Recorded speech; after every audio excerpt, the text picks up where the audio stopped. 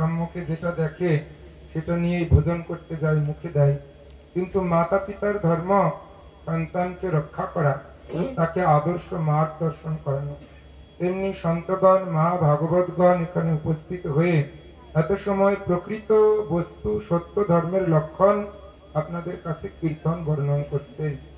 ধর্ম শব্দের অর্থ বৈশিষ্ট্য, বস্তুর শনাক্তকরণ বৈশিষ্ট্য, যার দ্বারা আমরা বস্তুকে জানতে পারি। এর পূর্ব বক্তাগণ বলেছেন জলের ধর্ম শীতলতা, অগ্নির ধর্ম দাহিকা। তেমনি আমরা দেহ ধারণ করে আসছি, দেহের একটা ধর্ম আছে।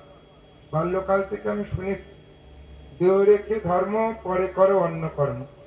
দেহ যেটা চায় তাকে কষ্ট দিয়ে কখনো ধর্ম হয় না। কিন্তু বস্তুত পক্ষে এই দেহের ধর্ম হচ্ছে আহার, খাদ্য গ্রহণ। খাওয়াটাই আমাদের কাছে ধর্ম নয়, যা পেলাম সেটা ভোজন করাই ধর্ম নয়। ধর্মটা কি? আহারের দ্বারা ধর্ম নিরূপিত হয় না, খাদ্য গ্রহণের দ্বারা ধর্ম নিরূপিত হয় না। খাদ্য গ্রহণ করলে দেহটা বেঁচে থাকে, দেহটাকে বাঁচিয়ে রাখতে হলে খাবার প্রয়োজন। তেমনি ভয় অর্থাৎ আত্মরক্ষা, শীতকালে মোটা পোশাক পরিধান, গরমকালে পাংখার ব্যবহার, দেহ সুখ, তেমনি মৈথুন আদি বংশ বিস্তার, এগুলো হচ্ছে দৈহিক ধর্ম। দেহ ধারণ করলে এই সমস্ত কর্মগুলো আমাদের করতে হয়। কিন্তু এটাই প্রকৃষ্ট ধর্ম নয়, সত্য ধর্ম নয়। এর ঊর্ধ্বে যে ধর্মের কথা শ্রী ভগবান বলছেন, স্বল্পম অপশ্য ধর্মস্য ত্রায়তে মহাত ভয়াৎ, যে আচরণ করলে মৃত্যুরূপ মহাভয় থেকে নিস্তার লাভ করা যায়। আমরা খেলেই বেঁচে থাকবো না, যাই খাই, বাঁচবার জন্য আমরা সকলে প্রচেষ্টাবান। ডাক্তার দেখাই, ওষুধ খাই, ডাক্তার আমাদের বাঁচিয়ে দিতে পারবে না। সে নিজেও মৃত্যুর মুখে পতিত, সে নিজেও ওষুধ ভোজন করছে, এখানে কেউ আমাদের বাঁচিয়ে দিতে পারবে না।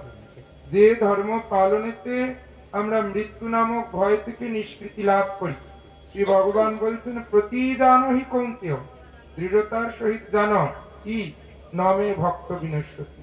অর্থাৎ বিশুদ্ধ ভক্তির অনুশীলনই হচ্ছে নিত্য ধর্ম। যেই দেহ থাকবে না, সেই দেহের অনুগত যত ধর্ম সব ব্যর্থ ধর্ম, নৈমিত্তিক ধর্ম। স্ত্রীর ধর্ম স্বামীর সেবা। স্বামী যতদিন বেঁচে আছে ততদিন স্বামী ধর্ম স্ত্রী পালন করতে পারবে, স্বামী মরে গেলে তার ধর্ম কোথায় যাবে? সন্তানের ধর্ম পিতামাতার সেবা। যতদিন পিতামাতা বেঁচে আছে সন্তান ধর্ম পালন করবে, পিতামাতা মরে গেলে সন্তান কার ধর্ম পালন করবে? আর পিতামাতার ধর্ম সন্তানের পালন। সন্তান যদি মরে যায় তাহলে পিতামাতা কাকে পালন করবে? এই যে দৈহিক জাত ধর্ম, তা বিনাশশীল, ক্ষণস্থায়ী। কিছুদিন পর্যন্ত আমরা পালন করতে পারি, কিছুদিন পর্যন্ত আমরা সুখ লাভ করতে পারি। তাহলে আমাদের মনে হতে পারে যে এই দেহ ধর্মকে শাস্ত্র পশুর ধর্ম বলছে। ধর্মেন বিহীনা পশুপি সমানা। যে নিত্য ধর্ম থেকে চ্যুত হয়ে দেহ ধর্মের পালন করে সে পশুবৎ। অর্থাৎ এই পশুর ধর্ম, খাওয়া, ঘুমানো, বাসা ঘর তৈরি করা, মৈথুনাদি ক্রিয়া করা, এগুলো পশুরাও করে। পশুদের দিকে আমাদের পার্থক্য কোথায়? যে আমরা মনুষ্য, সেহেতু আমরা ঊর্ধ্ব ধর্ম করব। সেই জন্য আমরা দেহ ধর্মকে ত্যাগ করে বিভিন্ন দেব দেবী পিতৃপুরুষগণের আরাধনা পূজা করব। এই পিণ্ডদান, তর্পণ, শ্রাদ্ধ ক্রিয়া, পিতৃপুরুষদের প্রসন্ন করবার জন্য, অর্থ সম্পদ লাভের জন্য একজন দেবতার পূজা, আর পুত্র সন্তান লাভের জন্য দেবতার পূজা, এই সমস্ত আরাধনাকেও শাস্ত্র ধর্ম বলছেন না। শনিবার নিরামিষ খেলাম, মঙ্গলবার নিরামিষ খেলাম, অমুকবার নিরামিষ খেলাম, এগুলো নিত্য ধর্মের অবগত নয়। নিরামিষ খাওয়াটা ধর্ম নয়। শ্রী ভগবান প্রকৃত ধর্মের বর্ণন করতে গিয়ে শ্রীমদ্ ভাগবতে দেখাচ্ছেন অহৈতুক্যা অপ্রতিহতা জয় আত্মা প্রসিদ্ধতি। এই যে চিন্ময় শাশ্বত ধর্ম, জগৎগুরু ছিল ভক্তি সিদ্ধান্ত সরস্বতী গোস্বামী প্রভুপাদ বলছেন যে এই ধর্ম দেহের দ্বারা পালনীয় নয়।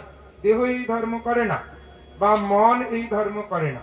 দেহের ধর্ম পশুদের মতো খাওয়া, ঘুমানো, মৈথুন আদি ক্রিয়া। মনের ধর্ম সুখ এবং দুঃখ ভোগ। মন এই দুটোই করতে পারে, নয় আপনাকে সুখ দেবে আর নয় আপনাকে দুঃখ দেবে। তার ঊর্ধ্বে যে অপ্রাকৃত চিদানন্দ, এটা মন প্রদান করতে পারে না। তাই মনের দ্বারা এই ধর্ম পালন হয় না। দেহের দ্বারা ত্যাগ ধর্ম, মনের দ্বারা ভোগ ধর্ম, পরন্তু অচিন্তনীয় পরতত্ত্ব আত্মা, আত্মার ধর্ম হচ্ছে শ্রী বিশুদ্ধা ভক্তি, অর্থাৎ নিত্য ভাগবত ধর্ম। এখন আমাদের মনে হতে পারে আরো তো কত সম্প্রদায় আছে যারা বিভিন্ন আরাধনা যোগ মার্গের কথা বলছেন। এই কিছু পূর্ব বক্তারা বলেছেন যে মুসলিম, খ্রিস্টান, বৌদ্ধ, শিখ, পারসিক, জৈন আদি এনারাও তো একটা ধর্ম পালন করছেন, কিন্তু এটা শাশ্বত ধর্ম বলে পরিগণিত হচ্ছে না। কেন হচ্ছে না? না, এটা সনাতন নয়। সনাতন শব্দের অর্থ কি? বলছে না আদি, যার কোনো উৎপত্তিকাল নির্ধারণ করা যায় না। কিন্তু এই যে ধর্মগুলো, এগুলোকে ধর্ম বলা যায় না, সম্প্রদায় বলতে হবে। এই সম্প্রদায়গুলোর একটা উৎপত্তি কাল আছে এবং তার একজন প্রচারক আছে। একজন সেই ধর্মকে প্রচার করবার জন্য জন্মগ্রহণ করেছেন এবং সেই কাল হতে সেই ধর্মকে প্রচার করছেন, এরকম এরকম করো তাহলে এরকম এরকম ফল লাভ হবে। কিন্তু মূল যেটা আদি অর্থাৎ সনাতন, সনাতন শব্দের অর্থ কি? সনাতন শব্দের অর্থ বলছেন না হন্যতে না অন্য মানে শরীরে, অজ নিত্য শাশ্বতয়ং পুরাণ। যা অজ মানে জন্মরহিত, সৃষ্টি নাই, নিত্য মানে সর্বকাল বিদ্যমান আছে।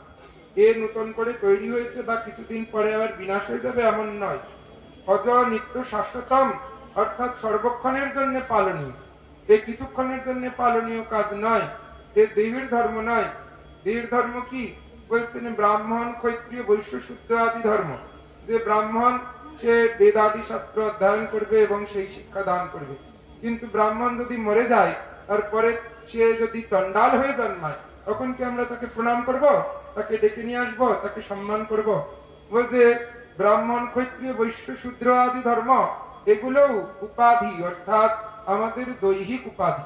এর ঊর্ধ্বেও যে ধর্ম আছে স্ত্রী পুরুষ জাত ধর্ম, অর্থাৎ স্ত্রী পুরুষের বীর্য শৌর্য এবং স্ত্রীর সেবা পরায়ণ বৃত্তি, এই ধর্মটাও আমাদের নিত্য এবং চিন্ময় ধর্ম নয়। এর দ্বারাও শ্রী ভাগবত কৃপা আমরা প্রাপ্ত হতে পারি না। তারও ঊর্ধ্বে অর্থাৎ এই সন্ন্যাস, ব্রহ্মচর্য, গৃহস্থ, বানপ্রস্থ সন্ন্যাস আদি ধর্ম, সন্ন্যাস আদি ধর্ম গ্রহণ, তার দ্বারাও আমরা এই দেহ মুক্তির পরে তাকে বহন করে নিয়ে যেতে পারি না। ভাগবত বলছেন অপ্রতিহতা, যা কখনো বিনাশ হয় না, সেটাই হচ্ছে নিত্য ধর্ম, সেটাই হচ্ছে শাশ্বত ধর্ম, সেটাই হচ্ছে চিন্ময় ধর্ম। অপ্রতিহতা মানে যেটা আমাদের দেহ বিনাশের সাথে সাথে বিনাশ হয়ে যায় না। এই যে জ্ঞানময় ধর্ম, বেদাদি শাস্ত্রের অধ্যয়ন, পাণ্ডিত্যতা ধর্ম, অনেক বইপত্র পুঁথি পড়ে আমরা জেনে বুঝে গেলাম, কিন্তু যদি মরে যাই তারপরে সেই জ্ঞানটা আমাদের আর থাকবে না, মৃত্যুতে জ্ঞান সমাপ্তি হয়ে যাবে। আর কর্ম আদি কাণ্ড, যাগ যজ্ঞ পূজা পাঠ, ঠাকুর মহাশয় বলছেন জ্ঞান কর্ম, জ্ঞান কাণ্ড, কর্মকাণ্ড কেবলই ঈশ্বরে ভাণ্ড। অর্থাৎ এই যে জ্ঞান কর্ম আদি কাণ্ড আমরা কেউ মনে করছি শাস্ত্র বইপত্র পড়লে, পুঁথি আদি পড়লে আমাদের জ্ঞান লাভ হবে, তার দ্বারা আমরা এখান থেকে মুক্ত হতে পারবো, কিন্তু এর দ্বারাও আমরা নিত্য ধর্মে প্রতিষ্ঠিত হতে পারবো না। জ্ঞান লাভটাই, জ্ঞান অনুশীলনটাই আমাদের ধর্ম নয়। বা তার ঊর্ধ্বে যাগ যজ্ঞ, এই যাগ যজ্ঞ পূজা পাঠ এগুলো ত্রুটিপূর্ণ, সামান্য ত্রুটিতেই সেই ধর্ম বিনাশ প্রাপ্ত হয়ে যায়। ভাগবত প্রমাণ দেখাচ্ছে, বৃত্তাসুরকে প্রকট করবার জন্য 10টা ঋষি যজ্ঞ করলেন, ভুল মন্ত্র উচ্চারণ করলেন, যা কাজ করবার জন্য বসেছেন তার বিপরীত কাজ ঘটে গেল। সুতরাং এই কর্মযজ্ঞ আদির বিনাশ আছে, এর দ্বারাও আমরা নিত্য ধর্মে প্রতিষ্ঠিত হতে পারি না। তার ঊর্ধ্বে আছে, তার ঊর্ধ্বে আছে প্রাণায়াম আদি, যে বললেন প্রভু একটু আগে, অর্থাৎ যোগ ধর্ম। প্রাণায়াম আদির দ্বারা শতচক্র, আমাদের মনটা তো নিম্নমুখী, যোনি মূলাধারেতে অবস্থান করে থাকে, সেখান থেকে যোগ বলেতে সেই ইন্দ্রিয়ের ঊর্ধ্বে অর্থাৎ মস্তক দেশস্থিত ব্রহ্মরন্ধ্র ভেদ করে সহস্রদল থেকে মুক্ত হওয়ার যে পথ, সেই পথে যে মোক্ষ আদি লাভ হয়, সেই ধর্মটাও প্রবঞ্চক ধর্ম, তাও আমাদেরকে পূর্ণ বস্তু প্রদান করতে পারে না। অর্থাৎ এখানেও পতন আশঙ্কা আছে। যদি সামান্য একটু ত্রুটি হয় তো যোগ অভ্যাসকারী সাধকের পতন হয়ে যায়। যোগী যারা গুরু হয় সাধকের সাথে সর্বক্ষণ বসে থাকে, কিন্তু ভক্তি মার্গের গুরুগণ কখনো সাধকের পেছনে বসে থাকেন না। নারদ মুনিকে ভক্তির উপদেশ প্রদান করে, ধ্রুব মহারাজকে ভক্তির উপদেশ প্রদান করে নারদ মুনি প্রস্থান করলেন। ধ্রুব মহারাজ একাই বসে ভক্তি অঙ্গের অনুশীলন করলেন। সুতরাং যত প্রকার মার্গ আছে তা অত্যন্ত পিচ্ছিল কণ্টকাকীর্ণ, কেবলমাত্র ভক্তি অঙ্গ অনুশীলনের স্খলন আশঙ্কা না। হরিভক্তির অনুশীলনে যুক্ত হলে তাতে কোনো পতনের ভয় নাই, সেখান থেকে পড়ে যাওয়ার ভয় নাই। যদিও আমরা যুক্ত হবার পরে স্খলিত হই, তবুও অজামিল চরিত্র আমাদের দেখাচ্ছেন। পূর্বে অজামিল যে শাশ্বত ধর্মের পালন করেছেন, নিত্য ধর্মের পালন করেছেন, পরবর্তীতে পতিতা নারীর সঙ্গ করায় ধর্মচ্যুত হয়ে গেলেন। তথাপি মৃত্যুর মুখে তার ভগবত নাম জিহ্বায় আবির্ভূত হল, তার দ্বারা বৈকুণ্ঠ দুর্গণ উপস্থিত। তাহলে ভগবান বলছেন যারা এই নিত্য ধর্মে যুক্ত হয়েছে, হরিভক্তির অনুশীলনে যুক্ত হয়েছে, শ্রী ভগবানের আরাধনায় যুক্ত হয়েছে, তারা মৃত্যুর সময় বিস্মৃত হলেও শ্রী ভগবান বলপূর্বক তাদেরকে বুদ্ধি প্রদান করেন। দদামিতম বুদ্ধি যোগ মায়ামেতম তরন্তিতে, বুদ্ধি প্রদান করে তাকে সেই মায়া থেকে উদ্ধার করেন। অর্থাৎ শ্রী ভগবানের সেবাটাই হচ্ছে আমাদের নিত্য ধর্ম। কেমন করে ভগবানের সেবা নিত্য ধর্ম হবে?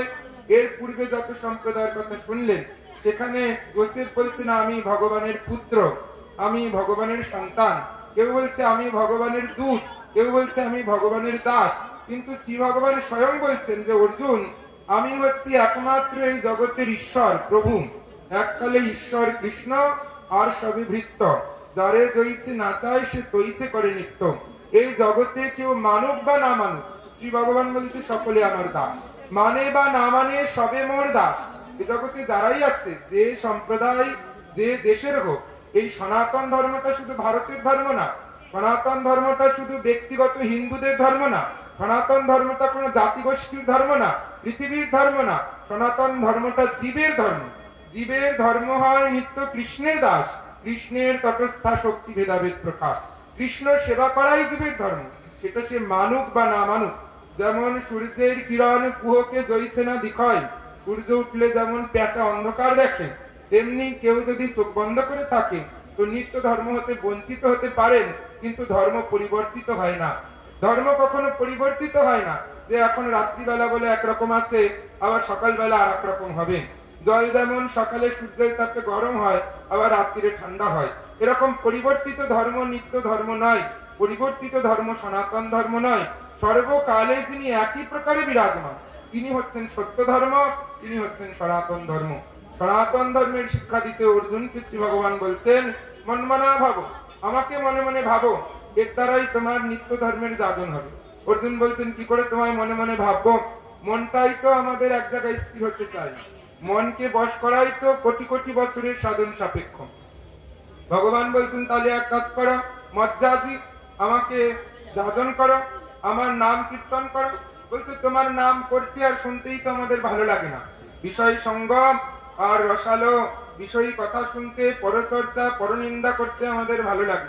ঠাকুর মহাশয় বলছেন কৃষ্ণ নাম সুধা ভালো নাহি লাগে। কেন লাগে না? বিষয় সুখেতে ভোর, বিষয় ভোগ করতে আমাদের ভালো লাগে। সেই জন্য ভগবান বলছেন তাহলে কি করবে? মজ্জাজি তুমি আমায় জপ করতেও পারবে না, তাহলে মদ ভক্তি আমাকে তুমি ভক্তি করো। ভজ ধাতুতে সেবা, কিন্তু ভগবানকে সেবা করতে গেলে তো বিধি প্রয়োজন। এই ভোরবেলা উঠতে হবে, স্নান করতে হবে, তিলক করতে হবে, আগ্নিক করতে হবে, পুজো করতে হবে, এটাও কষ্ট সাপেক্ষ।